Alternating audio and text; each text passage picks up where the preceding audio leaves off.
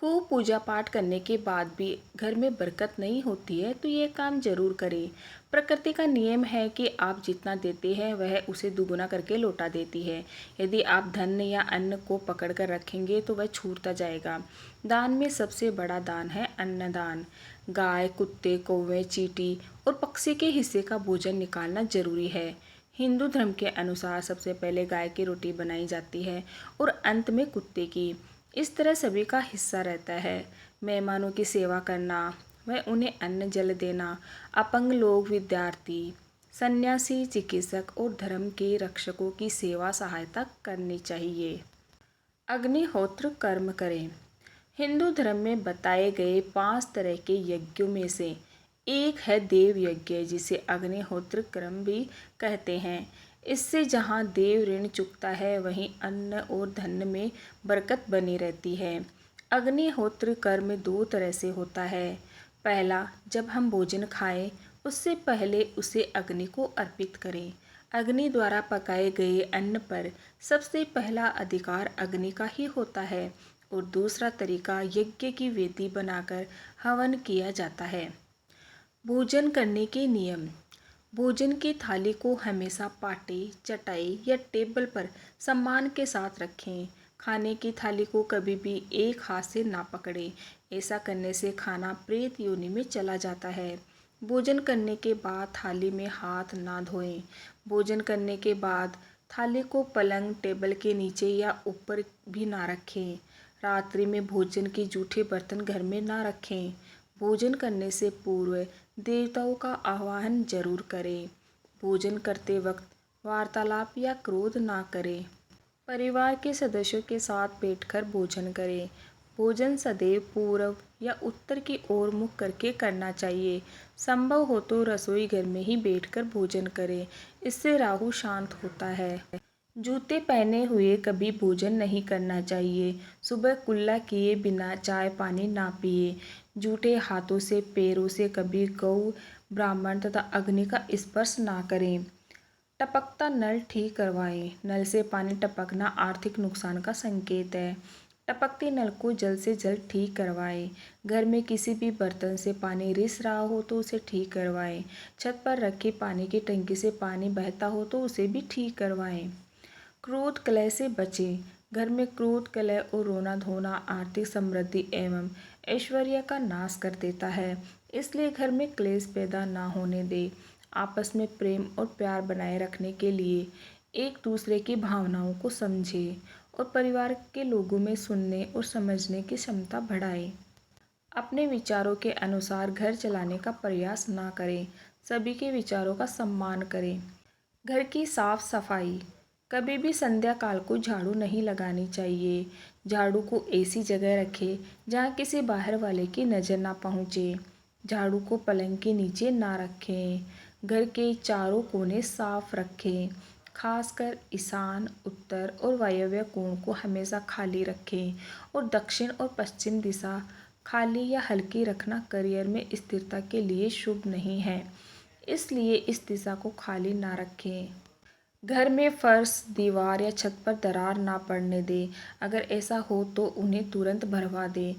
घर में दरारों का होना अशुभ माना जाता है। पूजा घर और तिजोरी। किसी देवी देवता की एक से ज़्यादा मूर्तियां, तस्वीर ना रखें। पूजा घर के अलावा देवी या देवता की मूर्ति या चित्र घर के अन्य किसी हिस्से में ना लगाएं। तिजोरी में हल्दी की कुछ गांठ एक पीले वस्त्र में बांधकर रखें। साथ में कुछ कौड़ियाँ और चांदी, तांबे आदि के सिक्के भी रखें। कुछ चावल पीले करके तिजोरी में रखें। तिजोरी में इत्र की शीशी, चंदन की बट्टी या अगरबत्ती का पैकेट भी रख सकते हैं, जिससे उसमें सुगंध बनी रहेगी।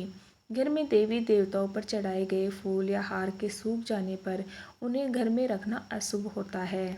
जहाँ मदिरा सेवन, स्त्री अपमान, तामसिक भोजन और अनैतिक कृत्यों को महत्व दिया जाता है, उनका धन दवा खाने, जेल खाने और पागल खाने में ही खर्च होता रहता है।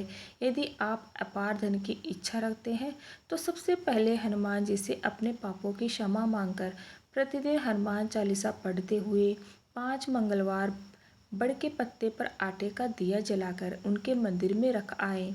हनुमान जी की कृपा से पहले ग्रह और फिर ग्रह दशा में सुधार होगा और फिर धन प्राप्ति के मार्ग खुलेंगे। द्वार देहरी पूजा। घर की वस्तुओं को वास्तु के अनुसार रखकर प्रतिदिन घर को साफ और स्वच्छ कर प्रतिदिन देहरी पूजा करें। घर के बाहर देहरी के आसपास स्वास्तिक बनाएं और कुमकुम हल्दी डालकर उसकी दीपक से आरती उतारें। इसी के साथ प्रतिदिन सुबह और शाम को कपूर भी जलाएं और घर के वातावरण को सुगंधित बनाएं। जो नित्य देहरी की पूजा करते हैं, देहरी के आसपास घी के दीपक जलाते हैं, उनके घर में स्थायी लक्ष्मी निवास करती है। घर के बाहर शुद्ध केसर से स्वास्तिक का निर्माण करके उस पर पीले पुष्प और अक्षत चढ़ाएं। घर में लक्ष्मी का आगमन होगा। पीपल की पूजा।